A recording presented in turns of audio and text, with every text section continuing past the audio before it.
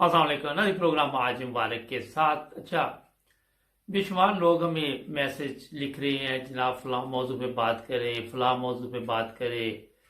आप खुल के बात नहीं करते। होता ये है कि कई जगह पे हमें बड़ी एहतियात करनी पड़ती है, और फिर जो मामला कई ऐसे होते हैं कि उनमें ज़रूरत नहीं होती कि कोई प्रोग्राम किया जाए। मगर आज जमात अहमदिया के चौथे खलीफा, उनकी एक तकरीर है, वो मैं आपको सुनाना चाहता हूँ थोड़ी सी, ताकि आप लोगों को पता चले कि इख्तलाफ हर जगह पे होते हैं, लेकिन उसका कोई ना कोई हल होता है। और किस तरह जमात अहमदिया के जो चौथे खलीफा, उन्होंने खुलकर बात की। सुनते हैं, फिर कुछ बात भी करेंगे। सिलसिलों से काट लिया है। एक तीसरी किस्म की इफ्तराक वाली क़यादत इस तरह उभरती है कि किसी शख्स के अमीर से या प्रेसिडेंट वगैरह जो भी होता हो या मुरब्बी, उससे इख्तलाफात हो जाते हैं, और उन इख्तलाफात की बिना पर वो अपने हम ख्याल लोगों को इकट्ठा करता है जिनको अमीर या मुरब्बी वगैरह से वैसे कोई अलग शिकायत हों। चुनांचे ये शिकायतियों का टोला महज हुब्ब अली की बिना पर नहीं बल्कि बुग़्ज़ मुआविया की बिना पर इकट्ठा होता है, और जो भी अमीर का दुश्मन होगा या निज़ाम के किसी ओहदेदार का दुश्मन होगा जिससे ये मुखासमत चल रही है, वो सिरकते हुए इन लोगों के अंदर दाखिल होना शुरू हो जाता है। और फिर इनकी मजलिसें जिस तरह दानिश्वरों की मजलिसें हुआ करती हैं, उस तरह एक इस ख्याल से कि गोया हम दानिश्वर हैं और हम जमात के आला दर्जे की सोच रखने वाला तबका हैं, और हम उन पागलों में से नहीं हैं जो आंखें बंद करके इताअत करते हैं। इस तरह का एक टोला नमूदार होना शुरू होता है, और वो मजलिसें लगाते हैं और अमीर को भी हमेशा तनक़ीद का निशाना बनाते रहते हैं, और दूसरे ओहदेदारान को भी। गोया वो बाहर बैठे निज़ाम जमात की खामियां तलाश करने पर वक्फ हो जाते हैं, और जो नौजवान उनके दायरा असर में जाते हैं वो उसी तरह जंग आलूद या जख्मी होने लग जाते हैं। ये वो लोग हैं जिनको खुदा ताला तक़वा की अमामत से काट देता है, और इन मानों में जब आप दुआ पर और इसकी इफादियत पर गौर करें तो हैरान रह जाते हैं। गैर लोग जिनका इस दुआ से और खुदा से इस रंग में ताल्लुक ना हो, इस दुआ के वास्ते से ताल्लुक ना हो, उनके मुतल्लिक खुदा कभी ये परवाह नहीं करता कि गैर मुत्तकियों के उनसे काट कर अलग कर दे, और वो बीच में मिलते रहते हैं, और उसी तरह आहिस्ता आहिस्ता सारी कौम गंदी हो रही होती है, और उनको अच्छे लोगों से अलग करके बाहर फेंकने का कोई निज़ाम काम नहीं कर रहा होता। लेकिन इलाही निज़ाम में ये लोग खुद ब खुद निथर कर अलग होने लग जाते हैं। अब वो दुआ कि रब्बना वजअलना लिलमुत्तकीना इमामा अगर मकबूल हो, और ये लोग फिर भी साले क़यादत के साथ रहें, तो ये मुमकिन नहीं है। इस बात में तज़ाद पाया जाता है। चुनांचे जब हम ये दुआ करते हैं कि ऐ खुदा हमें मुत्तकियों का इमाम बनाना, तो दर्जा बदर्जा जो लोग भी इस दुआ के असर के ताबे अपनी जिंदगियां गुजारते हैं, यानी खुदा से यही मांगते हैं और अमलन ये कोशिश करते हैं कि वो हमेशा मुत्तकियों के ही इमाम रहें, खुदा ताला गैर मुत्तकियों को इस तरह उनसे काट के अलग करता चला जाता है, और दो क़यादतें उभर जाती हैं, एक मुत्तकी क़यादत और एक गैर मुत्तकी क़यादत। अब सवाल यह है कि पहचान क्या है, कौन सी मुत्तकी क़यादत है और कौन सी गैर मुत्तकी क़यादत है। इसकी बहुत सी पहचानें हैं, और हर जमात में ऐसे लोगों को जो गैर मुत्तकी हों, मुत्तकियों से अलग करना हरगिज नामुमकिन नहीं, बल्कि क्योंकि खुदा ताला ने कुरान करीम में ये मज़ामीन इतने खोल कर बयान कर दिए हैं कि उनकी रोशनी में खरे को खोटे से तमीज़ करना, अंधेरे को रोशनी को अंधेरे से अलग देखना हरगिज नामुमकिन नहीं बल्कि ज़रूरी है। हर बीना आंख आसानी के साथ इन दोनों टोलों में फर्क कर सकती है। तभी कुरान करीम में अल्लाह ताला फरमाता है जाल हक़ व ज़हक़ल बातिल इन्नल बातिल काना ज़हूक़ा। हक आ गया है और बातिल ने उस जगह को छोड़ दिया है जिस पे हक काबिज हुआ है, क्योंकि ये दोनों इकट्ठे नहीं रह सकते। और जहां तक भागने का ताल्लुक है, बातिल के मुकद्दर में है कि वो भागे, हक के मुकद्दर में नहीं है। फिर फरमाया रात और दिन इकट्ठे नहीं हो सकते, एक जैसे नहीं हो सकते, जिंदा और मुर्दा एक जैसे नहीं हो सकते, और इन दोनों में एक नुमाया फर्क है। बस ये बात नामुमकिन है कि मुत्तकी और गैर मुत्तकी इकट्ठे रहते हों, और एक बीना आंख जिसकी नजर कुरान करीम की तालीम से रोशनी हासिल करती हो, वो पहचान न सके कि गैर मुत्तकी कौन है और मुत्तकी कौन है। सबसे पहली चीज जो काबिल तवज्जो है वो ये है कि मुत्तकी शख्स आला मकासद की खातिर अपने जज्बात को कुर्बान करता है, और अपने जज्बात की खातिर आला मकासद को कुर्बान नहीं किया करता। अगर उसका नफ्स कुचला गया है और वो अपने नफ्स का बदला उतारते हुए जानता है कि और भी बहुत से नफूस को जख्मी करेगा और उनको भी जमात से बदजन करने का मुजिब बनेगा, तो वो उन अंबिया की तकलीद करता है जो रात को उठकर ये अर्ज करते हैं कि इन्नमा अश्कू बस्सी व हुज़्नी इलल्लाह, कि मैं अपने शिकवे और अपनी शिकायतें लोगों के सामने नहीं किया करता, बल्कि रात के अंधेरों में तन्हाई में उठकर खुदा के हुजूर पेश करता हूं। बस मुत्तकी हमेशा अपने शिकवों और शिकायतों को खुदा के हुजूर पेश करता है या खुदा के नुमाइंदों के हुजूर पेश करता है, जिनको वो जानता है कि खुदा की तरफ से नुमाइंदा है। ये बहस अलग है कि दुनिया की नजर में वो नुमाइंदा हैं या नहीं, लेकिन जब तक कोई शख्स ये समझ रहा होता है कि फलां शख्स खुदा की तरफ से नुमाइंदा है, उस वक्त तक अगर वो मुत्तकी है तो उसका फर्ज है कि अपने शिकवे और अपनी शिकायत उसी तरह खुदा के नुमाइंदों के हुजूर पेश करे जिस तरह वो खुदा के हुजूर पेश करता है। और खुदा के हुजूर पेश करने का तरीका इस कुरानी दुआ ने हमें सिखा दिया कि रात के अंधेरों में उठकर जब आवाज घर से बाहर नहीं निकलती बल्कि घर वालों को भी सुनाई नहीं दे रही होती कि खुदा का मुखलिस और दुखा हुआ बंदा ये अर्ज करता है कि इन्नमा अश्कू बस्सी व हुज़्नी इलल्लाह, मैं तो अपने गम और अपने दुख सिर्फ अल्लाह ही के हुजूर पेश करता हूं। बस इस रंग में जो शिकायत होती है वो बहुत ज्यादा गहरा असर दिखाती है, क्योंकि ये शिकायत मबनी पर तक़वा है। और यहां अश्कू बस्सी व हुज़्नी में यही शिकायत का रंग है जो बयान फरमाया गया है। बस ये ख्याल गलत है कि ऐसे लोगों के लिए कोई इस्लाह की राह नहीं रहती, इसलिए वो फितने पैदा करते हैं। इसलिए फितने पैदा नहीं करते बल्कि वो अपनी अना की खातिर फितने पैदा करते हैं, और जानते हैं कि अगर वो तक़वा की ये राह इख्तियार करें जो इस्लाह की हकीकी राह है, तो फिर उनकी लीडरी नहीं चमकेगी बल्कि उनकी शिकायत का इजाला होगा। और जिस चीज को वो उछाल कर जमात के बाद दूसरे मजरूर लोगों के सामने लीडर बन रहे होते हैं, वो चीज बाकी नहीं रहती जिसे उछाल कर पेश किया जाए। चुनांचे बसा औकात मैंने तजुर्बा किया है, जब कोई मुत्तकी किसी से दुख उठाता है और वो बसीरा राज मुझे मुत्तले करता है कि ये वाक़या हुआ है, मैं तो बहरहाल बर्दाश्त कर रहा हूं, लेकिन मुझे डर है कि अगर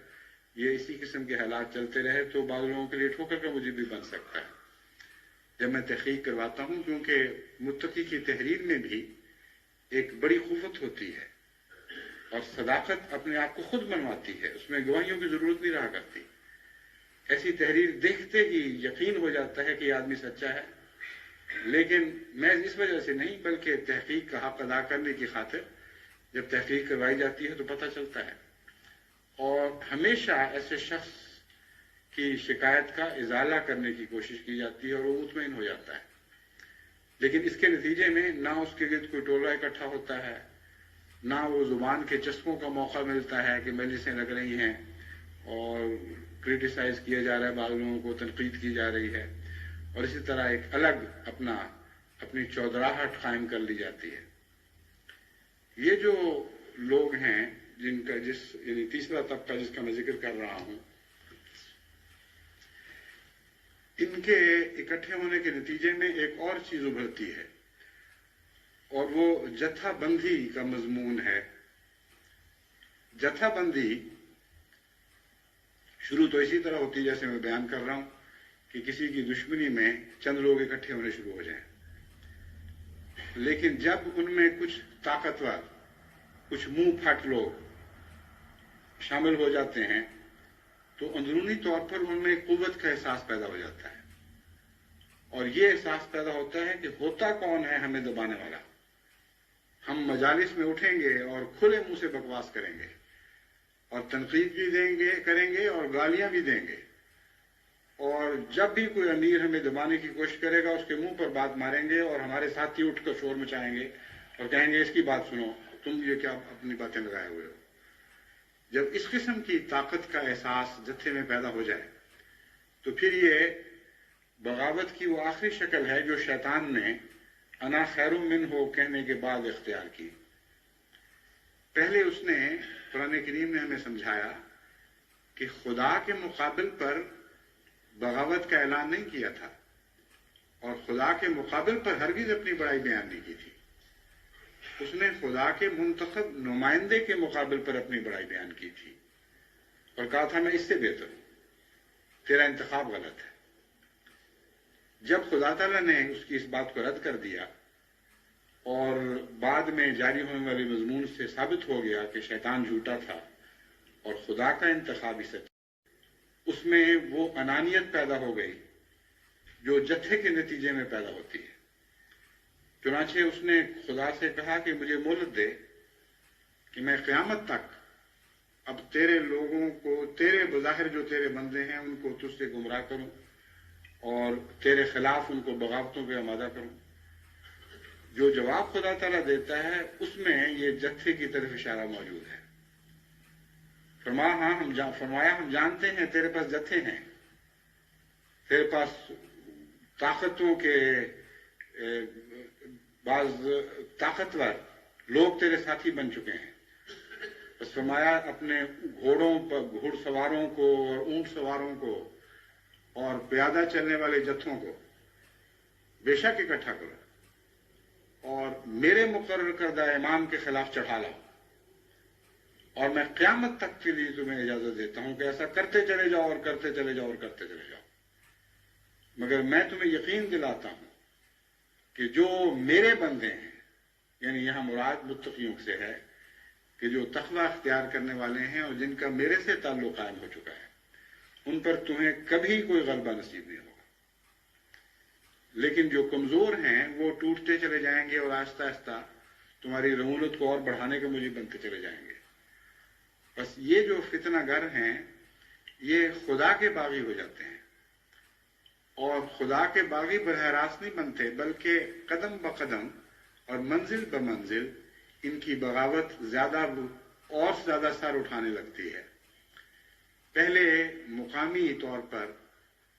جو منتخب نمائندہ ہیں ان کے خلاف یہ کہہ کر بغاوت کی جاتی ہے کہ یہ تو ذلیل اور گھٹیا سے لوگ ہیں، بے معنی ہیں، بے عقل ہیں، کچھ بھی ان کو حاصل نہیں، اور ان کو ہمارا سردار بنایا گیا، یہ کیسے ہو سکتا ہے؟ پھر جب جتھا بنتا ہے اور تکبر پیدا ہوتا ہے، اور تو افسر بالا جو ہیں مثال کے طور پر امارت ضلع، ان تک بات پہنچتی ہے، اور جب وہ تحقیق کر کے مجھے یہ مطلع کرتے ہیں کہ یہ لوگ جھوٹے ہیں اور بے حقیقت لوگ ہیں، جو باوزن لوگ ہیں وہی ہیں جو اس وقت جماعت کے ذمہ دار ہیں، اور یہ جتھا ان سے زیادتی کر رہا ہے، تو اس کے جواب میں یہ چٹھی ملتی ہے کہ آپ کا امیر ضلع خود نہایت غیر متقی ہے، جھوٹا ہے اور لالچی ہے۔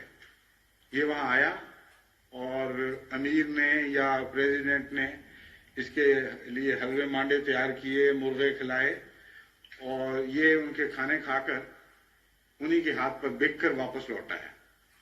اس لیے اس کی بات کا آپ اعتبار کس طرح کر لیتے ہیں؟ جب ان کو لکھا جائے کہ اچھا ہم اور آگے بڑھ کر بالائی سطح پر کمیشن مقرر کرتے ہیں اور ناظر صاحب امور عامہ کو مقرر کیا جاتا ہے کہ وہ جائیں یا ناظر اصلاح ارشاد جائیں، ان کے ساتھ ایک جتھا ایک گروہ مل جائے، یعنی ایک گروہ نہیں یعنی مرکزی اور نمائندگان شامل ہو جائیں، تو ایسی جگہوں میں جب وہ پہنچ کے تحقیق کرتے ہیں تو لازماً پہلی تحقیق کے مطابق ہوتی ہے۔ اس کا وہ جواب یہ دیتے ہیں کہ دیکھ لیا وہی بات ہوئی، امیر ضلع نے ان لوگوں کی خاطریں کی ہیں، امیر ضلع نے ان لوگوں کو ہتھے چڑھا دیا ہے، مرکز میں تو تقویٰ رہا ہی نہیں، آپ نہیں ہیں تو پیچھے کچھ بھی نہیں رہا، سب صفایا ہو چکا ہے۔ آپ کو پتہ نہیں کہ لوگ کس طرح تقویٰ کا دامن چھوڑ کر دنیا داریوں میں پڑ چکے اور وہ پیچھے تو حال ہی کوئی نہیں رہا۔ پھر میں ان کو کہتا ہوں کہ اب ایک ہی طریق ہے کہ میں براہ راست فیصلہ کروں اور تم براہ راست میرے خلاف بغاوت کرو، کیونکہ میں جانتا ہوں تم کون لوگ ہو، اور بجائے اس کے کہ تمہارا یہ پردہ بھی چاک ہو جائے، میں تمہیں یہی نصیحت کرتا ہوں کہ جس طرح بھی ہے خاموشی سے زندگی بسر کرنے کی کوشش کرو اور دعا کرو کہ خدا تمہیں ہلاکت کا آخری قدم اٹھانے سے پہلے بلا لے اور اس زندگی میں ایسی بربادی نصیب نہ ہو جو لازماً اخروی زندگی کی بربادی کو منتج ہوا کرتی ہے۔ بس خدا تعالیٰ جب فرماتا ہے وَجَعَلْنَا لِلْمُتَّقِينَ کی دعا کرو، تو اس دعا میں سارا نظام شامل ہو جاتا ہے۔ انبیاء کی طرف سے یہ دعا چلتی ہے، اور جیسا کہ میں نے بیان کیا ہے انبیاء کی امتوں کا وہ حصہ رفتہ رفتہ ان سے کاٹا جاتا ہے جن کا تقویٰ سے کوئی تعلق نہیں رہتا۔ چنانچہ قرآن کریم سے پتہ چلتا ہے کہ آخری زمانے میں جس قسم کے لوگ پیدا ہوں گے ان کے متعلق قرآن یہ شکوہ کرے گا قیامت کے دن کہ ان لوگوں نے ہمیں مہجور کی طرح چھوڑ دیا تھا۔ اور ایک حدیث میں حضرت صلی اللہ علیہ وآلہ وسلم یہ نظارہ ہمارے سامنے پیش فرماتے ہیں کہ میں حوض کوثر پر اپنے متقی غلاموں کو کوثر بانٹ رہا ہوں گا تو ایک ایسا جتھا مجھے دکھائی دے گا جن کو میں ٹھیک سمجھتا تھا، اور ان کو جہنم کے فرشتے ہانک کر دوزخ کی طرف لے جا رہے ہوں گے۔ میں عرض کروں گا اصحابی اصحابی، اے میرے اللہ یہ تو میرے صحابہ تھے، تو مجھے بتایا جائے گا کہ تجھے کیا پتا کہ تیرے بعد انہوں نے کیا رنگ اختیار کر لیا۔ اس مضمون میں بعض بڑی گہری باتیں ہیں جن پر غور ویسے ہی اپنی ذات میں ضروری ہے۔ اول یہ کہ نبی کی آنکھ تو بہت بصیرت والی آنکھ ہوا کرتی ہے، خصوصاً حضرت اقدس محمد مصطفیٰ صلی اللہ علیہ وآلہ وسلم کی آنکھ جو خدا کے نور سے دیکھتی تھی جیسا کبھی کسی نے خدا کے نور سے نہیں دیکھا۔ آپ کا یہ کہنا کہ یہ ٹھیک لوگ تھے، ان کو کیوں جہنم میں لے جایا جا رہا ہے، یہ وہم بھی دلوں میں پیدا کر سکتا ہے کہ کیا رسول کریم صلی اللہ علیہ وآلہ وسلم ان کو نہیں پہچان سکے۔ لیکن اس وہم کا جواب اس حدیث میں موجود ہے۔ خدا تعالیٰ جواباً یہ نہیں فرماتا کہ تجھے نہیں پتا تھا یہ کیسے گندے لوگ ہیں، میں جانتا تھا۔ فرمایا کہ تجھے نہیں پتا کہ تیرے بعد ان لوگوں نے کیا رنگ اختیار کر لیا، جس کا مطلب یہ ہے کہ جو بظاہر متقی نظر آنے والا ہے، خواہ اس وقت کی حالت اس کی تقویٰ ہی کی بھی ہو، اگر وہ دل کی گہرائی سے اللہ کے تعلق کی بنا پر وہ نیکیاں سر انجام نہ دے رہا ہو اور اس میں کوئی سرزنش غیر اللہ کی شامل ہو جائے، تو اس وقت کے اس کے حالات بظاہر نیکی ہی کے حالات کہلائیں گے، اور ایک نبی کی آنکھ بھی اس کو نیک کے طور پر ان کو دیکھے گی، لیکن وہ اندرونی رکھنا رفتہ رفتہ بڑھتا ہے اور بالآخر ان کا خدا سے تعلق کاٹا جاتا ہے، اور ایسے لوگ ہمیشہ بد انجام کو پہنچتے ہیں۔ یہ مضمون ہمیں بتاتا ہے کہ دعا کتنی ضروری ہے۔ اگر کوئی شخص محض اس وجہ سے کہ میں نے کسی نبی کا زمانہ پا لیا ہے اور نبیوں میں سے بھی تمام انبیاء سے افضل کا زمانہ پا لیا اور اس کی نظر میں اچھا ٹھہرا، اسی پر بنا کرتے ہوئے تکبر اختیار کر جائے اور اپنے آپ کو نظام سے بالا سمجھنے لگے اور الہی نظام سے کسی معنی میں ٹکر لینے کا خیال کر لے، تو ان تمام نیکیوں کے باوجود وہ ہلاک ہو جائے گا۔ آن حضرت صلی اللہ علیہ وآلہ وسلم کے بعد جو واقعات ہوئے وہ اسی قسم کے واقعات تھے۔ بعض لوگ اپنی صحابیت کے برتے پر اور اس وقت کی عظمت کے برتے پر جو آن حضرت صلی اللہ علیہ وآلہ وسلم کے زمانے میں انہوں نے حاصل کی، بعد کے زمانے میں سردار بننے لگ گئے اور نظام کے مقابل کھڑے ہونے لگ گئے، بعض صورتوں میں خلافت سے ٹکر لینے لگ گئے، اور ان سب کو خدا کی تقدیر نے ہلاک کر دیا۔ پس ثبات قدم اور آخری سانس تک ثبات قدم، یہی وہ آخری انسان کی تمنا ہے جو اگر پوری ہو جائے تو وہ کامیاب ہو گیا۔ یہی تمنا انسان کا مقصود اور مطلوب اور زندگی کا مدعا بن جانی چاہیے۔ بس یہ دعا کہ ربنا وجعلنا للمتقین اماما، اس مضمون کو بہت ہی اعلیٰ پیمانے پر ہمارے سامنے کھولتی ہے، اور اس سے بہتر دعا کوئی متصور ہو نہیں سکتی۔ یہ نہیں فرمایا کہ تو یہ دعا کیا کرو کہ ہم متقی بنیں، فرمایا یہ دعا کیا کرو کہ متقیوں کے امام بنیں۔ مستقبل دور تک کے مستقبل کی حفاظت اس دعا میں شامل ہو جاتی ہے۔ اول یہ کہ متقی بننا بہت اچھی بات ہے، لیکن متقیوں کا امام بننا تو شہنشاہ بننے کی مترادف ہے۔ ایک بادشاہ بھی بہت بلند مرتبہ رکھتا ہے، لیکن جو بادشاہوں کا شاہ ہو، جسے شہنشاہ کہا جاتا ہے، اس کا مرتبہ بہت عالی ہے۔ بس آن حضرت صلی اللہ علیہ وآلہ وسلم کو انبیاء کی نسبت سے یہ مرتبہ عطا ہوا کہ آپ انبیاء کے امام تھے، اور آپ کی امت کو خدا نے یہ دعا اسی نسبت سے سکھائی کہ یہ دعا کیا کرو وجعلنا للمتقین اماما، ہمیں بھی شہنشاہیت عطا کر اپنے دربار سے، اور ہمیں صرف متقی نہ بنا بلکہ متقیوں کا امام بنا۔ تو جو شخص متقیوں کا امام بننے کی سچے دل سے دعا کرتا ہے، وہ لازماً اپنے تابع لوگوں کے تقوی پر نظر رکھتا ہے، اور اپنے متبعین سے اس کا تعلق تقوی کی بنا پر بڑھتا ہے۔ بس یہ جتنے ٹولے میں نے آپ کے سامنے بیان کیے ہیں، یہ اس لحاظ سے ننگے ہو جاتے ہیں۔ اکثر ان کے ساتھ شامل ہونے والے لوگ غیر متقی ہوتے ہیں، اپنے روزمرہ کے اعمال میں ان کو سب دنیا جانتی ہے کہ ان لوگوں کے مقابل پر بہت زیادہ مجروح اعمال ہیں جنہوں نے نظام جماعت کے ساتھ اپنی وابستگی کو قائم رکھا ہے اور ہر قیمت پر امیر کی اطاعت اختیار کرنے والے ہیں۔ ان کی قربانیوں کا معیار، ان کی روزمرہ کی زندگی، اٹھنا بیٹھنا، ان کی نمازیں، ان کا چندوں میں ہر بات پہ، ہر چندوں میں نہیں بلکہ ہر نیکی کی آواز پر لبیک کہنا، یہ تمام امور ان کو ان دوسرے لوگوں سے ممتاز کرتے ہیں۔ ایک سچا امیر جو واقعتاً اپنے لیے متقیوں کا امام ہونے کی دعا کرتا ہے اور یہ دلی خواہش رکھتا ہے، ایسے لوگوں کی کمزوریوں پر نظر رکھتا ہے اور ہمیشہ ان کو نصیحت کرتا چلا جاتا ہے کہ تم نے فلاں بات میں کمزوری دکھائی، تم اسے دور کرنے کی کوشش کرو، تم چندوں میں پیچھے رہ گئے، تم نمازوں میں پیچھے رہ گئے، تم بیویوں سے حسن سلوک میں پیچھے رہ گئے۔ ان باتوں کی طرف وہ توجہ دلاتا رہتا ہے اور ان کی مجلسیں انہی باتوں میں لگتی ہیں۔ جو مخالف ٹولے ہیں ان میں آپ یہ باتیں نہیں دیکھیں گے۔ کبھی یہ نہیں ہوگا کہ ان کے مخالف ٹولے اکٹھے بیٹھے ہوں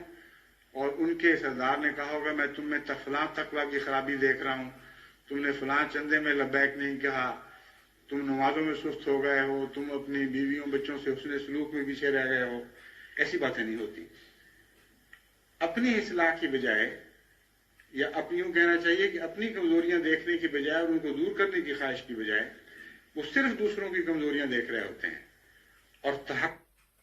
ناظرین ایک بریک کا کہا جائے، بریک کے بعد آج اسی پہ بات چیت بھی ہوگی، جڑے رہے ہمارے ساتھ۔ جی ناظرین، بریک کے بعد دوبارہ آپ کی خدمت میں حاضر۔ اچھا، کچھ عرصہ سے میں دیکھ رہا تھا کہ ہمیں ایسے ایسے لوگ میسج کر رہے تھے کہ جناب آپ اس موضوع پہ بات کریں، فلاں موضوع پہ بات کریں، تو اس میں ہر طرح کے لوگ شامل ہیں، کیونکہ ہمارا ایک چینل ہے، انٹرنیشنل لیول پہ دیکھا جا رہا ہے، اس میں اب لوگوں کی تفصیل کیا بتانی ہے آپ کو، مگر میں یہ بتانا صرف سب سے پہلے چاہتا ہوں کہ دیکھیں، جس طرح کھول کے ابھی ایک مضمون بیان کیا گیا، میرا خیال اس پہ تبصرے کی ضرورت تو نہیں ہے، لیکن کچھ پھر بھی کہنا پڑے گا ہمیں بھی،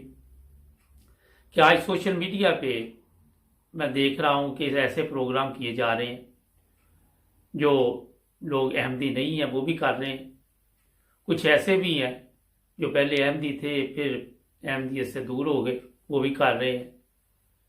پھر ہمیں بھی یہاں مشورے دیے جاتے ہیں۔ سب سے پہلے تو میں ان سب سے معذرت کے ساتھ یہ کہوں گا کہ ہمیں ایسے مشورے نہ دیا کریں، کیونکہ ہم کوئی بھی ایسا پروگرام جو جماعت احمدیہ کے خلاف ہو نہیں کر سکتے، اور ایسے لوگوں کے میں نمبر بلاک کر دیتا ہوں، بار بار سوالات پوچھتے ہیں، بار بار ان کو طریقے کے ساتھ بتایا جاتا ہے کہ کوئی اور بات کریں، مگر جب ہم مجبور ہو جاتے ہیں پھر نمبر بلاک کر دیے جاتے ہیں، کیونکہ میں خود ایک احمدی ہوں اور خلافت کے ساتھ ہمارا ایک گہرا تعلق ہے۔ جہاں تک احمدیوں کی بات کریں تو وہ ایک خاندان کی طرح ہے، اور کس خاندان میں کس گھر میں اختلافات نہیں ہوتے، کوئی نہ کوئی آپ کے علم میں ہوگا کہ 6 بھائی رہ رہے ہیں یا 5 بھائی یا 2 بھائی بھی رہ رہے ہیں، ان میں بھی کوئی بات چیت ہو جاتی ہے، لیکن اس کا یہ مطلب نہیں ہے کہ بھائی بھائی کا دشمن ہو جائے، یہ چیزیں مناسب نہیں ہیں۔ ہر چیز کا حل ہے، ہر چیز جو ہے وہ حکمت عملی کے ساتھ اس کا حل جو نکالا جا سکتا ہے۔ اب جو آگے یہاں پہ لیکچر دیتے ہیں کہ آپ چندہ دیتے ہیں، آپ کو غلام بنا لیا گیا ہے، آپ کو یہ کر لیا گیا ہے، مذہب پہ کسی کا جبر نہیں ہے، ہر بندہ آزاد ہے، ہر بندہ اپنا فیصلہ کر سکتا ہے، مگر جیسا آپ نے ابھی جماعت احمدیہ کے جو چوتھے سربراہ تھے انہوں نے بتایا کہ یہ جو ٹولے بن جاتے ہیں، پھر کس طرح کے ٹولے ہوتے ہیں، میں نے خود اپنی زندگی میں دیکھا کہ واقعی ایسے حالات ہوتے ہیں، ہمیں خود فون آتے ہیں، وہ کوشش کرتے ہیں کہ وہ ایسی باتیں ہم بھی ان کے ساتھ مل کر کریں، جب ان کو سختی سے کہا جاتا ہے کہ جناب نہیں آپ نے غلط جگہ پہ فون کر لیا ہے، تو دوبارہ وہ فون نہیں کرتے، پھر ہمارے چینل کے خلاف لکھنا شروع کر دیتے، لیکن ہمیں اس سے کوئی فرق نہیں پڑتا۔ جہاں تک آپ آج حالات دیکھ رہے ہیں، اگر کوئی مسئلہ سامنے آ بھی جاتا ہے تو اس کو سوشل میڈیا پہ ایسے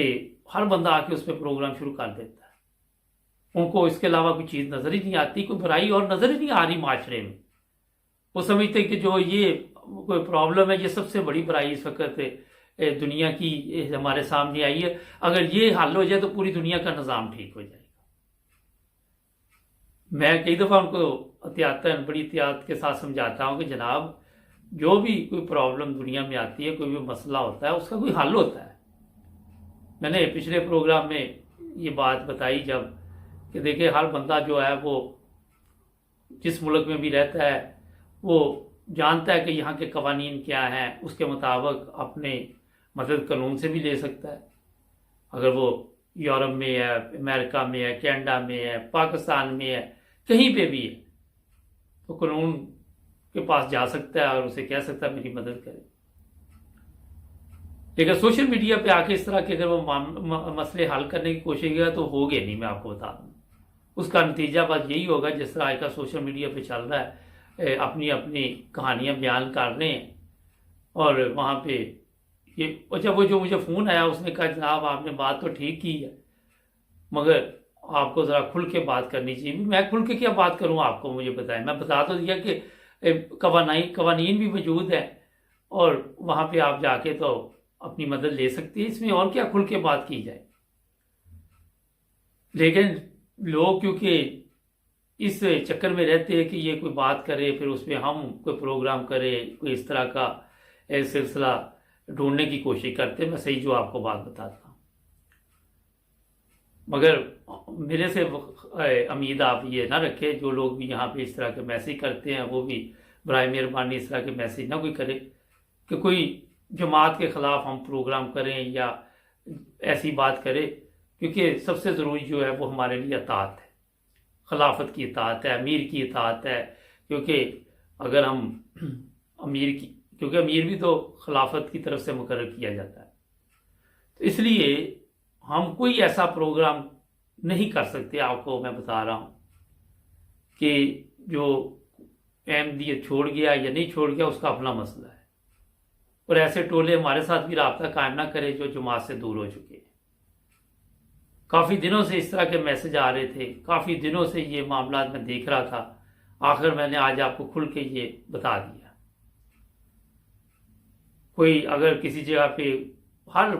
فرقے میں، ہر مذہب میں، ہر جماعت میں، ہر خاندان میں، ہر جگہ پہ کوئی نہ کوئی چھوٹی موٹی کمزوری ہوتی ہے، مگر اس کا جو طریقہ کار اسلامی یا اسی طریقے سے اس کو حل کیا جائے گا۔ ہر بندہ اپنی سوچ کسی کے اوپر نہیں یہ لا سکتا، جو اسلام نے کہا اس کے مطابق ہی چلنا پڑے گا ہمیں۔ ناظرین، یہ آپ کو میں بتا دیتا ہوں کہ جس طرح ہمارے جو جماعت احمدیہ کے چوتھے سربراہ تھے، انہوں نے کھل کر بات بتائی، میں نے اپنی آنکھوں کے سامنے، چاہے وہ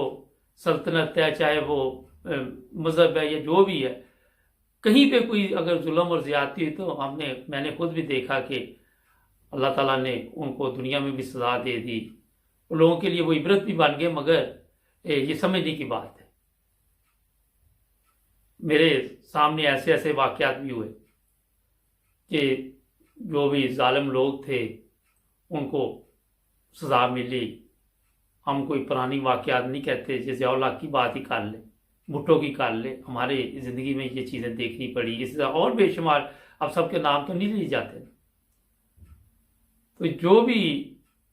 اس طرح لوگ فتنہ اور فساد پھیلانے کی کوشش کرتے ہیں، انہیں بھی ہوش کے ناخن لینے چاہیے۔ آج اگر جو کچھ بھی ہے یہ اللہ تعالیٰ کا فضل اور خلافت کی برکت ہے۔ بے شمار دنیا آج آپ دیکھ رہے ہیں بیرون ممالک میں، اور یہ جو لوگ آج ہمیں لکھ رہے ہیں اس طرح کی باتیں اور ہم ان کے نمبر بلاک کر کے ڈیلیٹ کر رہے ہیں، یہ بھی اسی وجہ سے ان ممالک میں آئے، یہاں آ کے ان پہ اللہ تعالیٰ کے فضل ہوئے، مگر پھر جب کسی کے پاس دولت آ جاتی ہے تو عقل جو ہے وہ شاید کام کرنا چھوڑ جاتی ہے۔ مگر آج جو بھی برکت ہے، جو بھی کچھ ہے، یہ میں نے پہلے بھی بتایا کہ اللہ تعالیٰ کا فضل اور خلافت کی برکت ہے۔ اس لیے ایسی سوچ والے لوگ، ان کو کچھ خیال کرنا چاہیے، اپنے بچوں کا خیال کرنا چاہیے، اور یہ نہ کریں کہ سوشل میڈیا پہ دوسرے لوگوں کے ساتھ مل کر ایسے پروگرام شروع کر دیں جو ویسے بھی میرا خیال ہے کہ مناسب نہیں ہے۔ کوئی اختلاف ہے اپنے گھر میں حل کریں، آپ کو وہ بڑی عزت سے بلائیں گے، وہ بڑی عزت کے ساتھ آپ کا استقبال کریں گے، کیونکہ انہیں تو آپ چاہیے، وہ تو آپ کے انتظار میں ہے کہ جناب کوئی آئے تو یہاں آ کے بات چیت کرے۔ کچھ دیر بعد آپ دیکھیں کہ جب آپ ان کے پروگرام میں نہیں جائیں گے، جب ان کے مطابق بات نہیں کریں گے، وہ آپ کے بھی خلاف باتیں شروع کر دیں گے، کیونکہ وہ مخلص ہے ہی نہیں تھے آپ کے ساتھ۔ کوئی بندہ بھی اگر دشمن کے ساتھ جا کے مل جائے تو وہ اس کا استعمال کرتا ہے، اس کو پتا ہوتا ہے یہ اس وقت بھٹکا ہوا ہے، یہ مجبور ہے، اس کو کوئی مسئلہ ہے، کوئی لالچ دیے جائیں گے، کئی کچھ دیا جائے گا، پھر آپ اس کے مطابق جتنی دیر چلتے رہیں گے ٹھیک ہے۔ دوسری بات، آخر پہ پروگرام آج کافی لمبا ہو گیا کہ 100 سال سے زیادہ جماعت احمدیہ کو ہوا۔